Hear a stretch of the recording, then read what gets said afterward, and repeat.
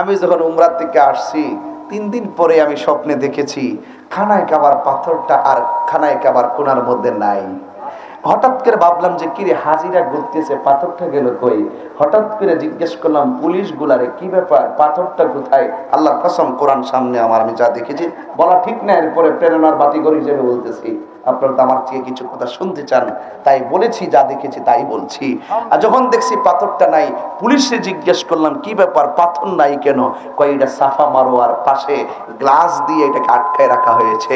জিজ্ঞেস করলাম এই পাথরটাকে গ্লাস দিয়ে সাফার পাশে আটকায় রাখলো কেন, বেড়ে দিয়ে রাখলো কেন? তখন আমাকে পুলিশ বলল যে আজকে রাসূল আসবে চুমা দেওয়ার জন্য।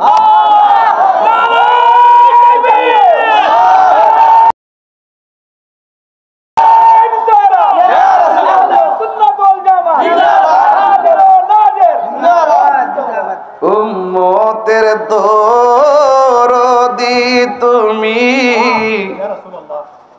তোমার প্রেমের পাগল আমি। উম্মতের দরদি তুমি, তোমার প্রেমের পাগল আমি। মায়া যদি লাগে তোমার, মায়া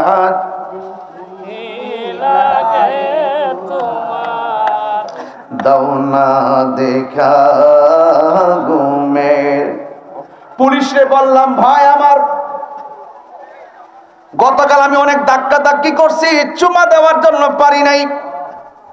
রাসূল যখন আসবে মেহেরবানি করে আমাকে বলবেন, আমি যেন নবীর সঙ্গে পাথরে চুমা দিতে পারি। বাকিটা ইতিহাসের পাতায় রেখে দিলাম। ও গো আমার নূরের নবী, তোমার দিদারের আশা রাখি। জন্ম আমার বাংলাদেশে, জন্ম আমার বাংলাদেশে, রেখেছো আমায় পাগল করে।